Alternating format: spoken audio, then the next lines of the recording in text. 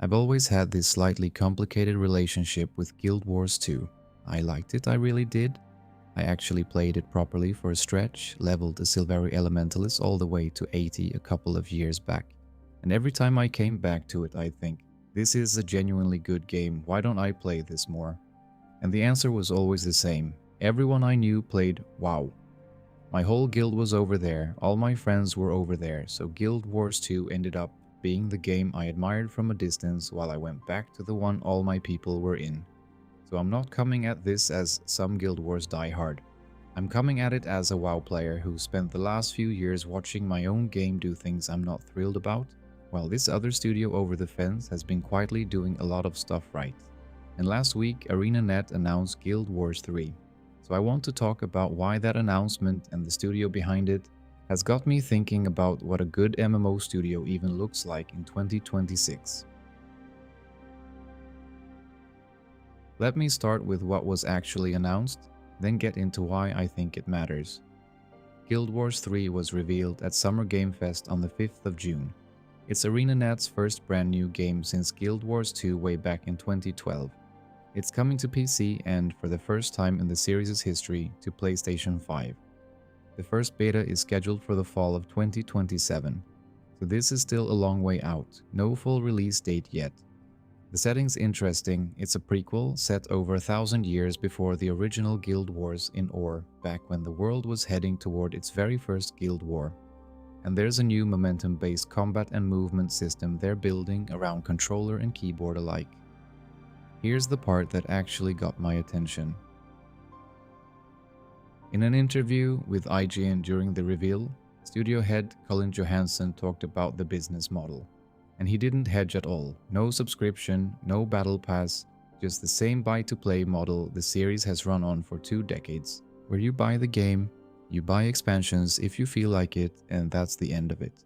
No $15 a month to keep the lights on, nothing quietly ticking away in the background trying to get you to log in.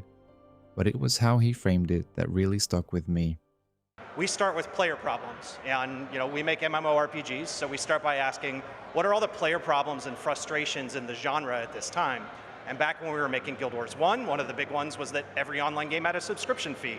So we set out to make a game that would have no subscription fees, that anyone could play as much or as little as they want, and they could always play with their friends. I think there's become a modern version of the subscription that we've seen evolve over the last few years, and even longer than that, in battle passes and paid battle passes, where it's basically a subscription kind of hidden and wrapped with other stuff around it. And I think we've challenged ourselves to ask the same question: can we make a game like this that doesn't have a subscription fee and doesn't have a battle pass fee buried in it as well? Because we think players are sick of those two. And so this will be a game, you can buy it, you can play it as much or as little as you want. We will respect our players' time, and if they love it, we'll have other stuff that they can buy from us in the future, but we're not going to hold their time hostage, and we want them to be able to go play other games. And hopefully, I would highly recommend they should go check out Guild Wars 2 and Guild Wars 1, because we just announced this weekend that we're going to keep supporting those far into the future as well. He talked about battle passes as basically a modern version of the old subscription. Sit with that for a second, because if you play WoW, that should land in a pretty specific spot. A studio head on camera saying he wants players to be able to go off and play other games. You don't hear that very often in this industry, where the whole design philosophy of most live service games is built around the exact opposite, around keeping you logged in and a little bit anxious about whatever you might be missing if you step away. Now, I want to be careful here, because "we respect your time" is honestly one of the most overused phrases in the entire MMO space. Every studio says it, to the point where it's gone a bit meaningless. Even the PC Gamer writer covering this pointed out that it's an admirable goal, but a phrase that's starting to lose all meaning. So I'm not taking Johansson's word as gospel. Talk is cheap at a reveal, and every game looks perfect before it ships. But here's why I give ArenaNet more credit than I'd give most studios making that same promise. They've already done it. Guild Wars 2 has run on exactly this model since 2012. No subscription, no battle pass, just expansions, and an optional cosmetic shop for well over a decade. So when they say Guild Wars 3 won't have those things, they're not making some hopeful promise out of nowhere. They're describing the thing they've already been pulling off for 13 years straight. That track record is the whole reason I believe them. And then there's the part that honestly I found kind of moving as a WoW player. ArenaNet put out a separate video called The Future of Guild Wars, all about what happens to the old games now that the new one's on the way. And the message, in Johansson's words, was, "We are not replacing your favorite games." They committed to keeping development going on both Guild Wars 1 and Guild Wars 2 even after Guild Wars 3 is out. He said, quote, "We'll be supporting them," and admitted, "We know this is not the norm." And he actually backed it up with something concrete. He pointed out that when Guild Wars 2 launched, the original Guild Wars basically got set aside, and development pretty much stopped. And he said that if they were planning to do that same thing again this time around, then quote, "We would have stopped development on Guild Wars 2 over a year ago." Instead, Guild Wars 2 is getting an 18-month roadmap of updates, and the original Guild Wars, a 20-year-old game at this point, has actually started getting new dungeons again after years of near silence. Think about what that means. A studio announcing a brand new flagship game and in the same breath promising not to abandon the two older games people already love, instead of quietly sunsetting the back catalog to herd everyone forward onto the new thing. They basically said, "We made these, people still love them, so we'll keep supporting them, that's it." And I can't help comparing that to the water I swim in as a WoW player. Because over on the Blizzard side, the recent story has been regional price increases, that $75 housing bundle that kicked up a whole storm, a subscription that's still mandatory, and the WoW token which lets real money flow into the game's economy through a third party. So much of the design conversation around modern WoW is about engagement metrics, about the systems that keep you subscribed, about monetization layered on top of the box price and the sub. And I'm not even saying that to be cruel about WoW, it's still the game my friends play, and the one I keep crawling back to. But the contrast in philosophy is just stark when you line the two studios up next to each other.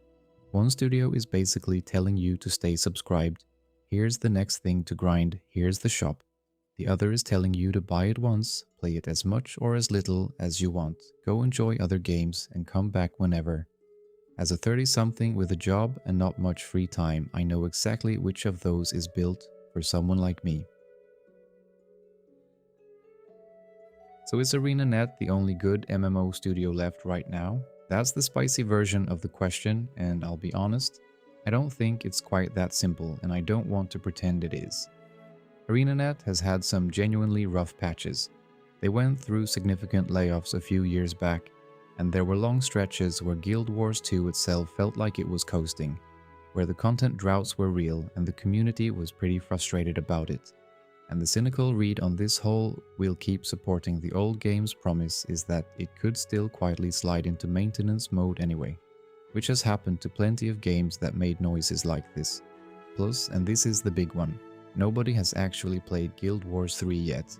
It's a reveal trailer and an interview. Every studio sounds principled at the reveal. The real test is whatever actually ships in 2027 and beyond. So no, I'm not going to sit here and tell you ArenaNet is flawless and Blizzard is beyond saving. That's the kind of tribal take I try to steer clear of on this channel. But here's what I will say.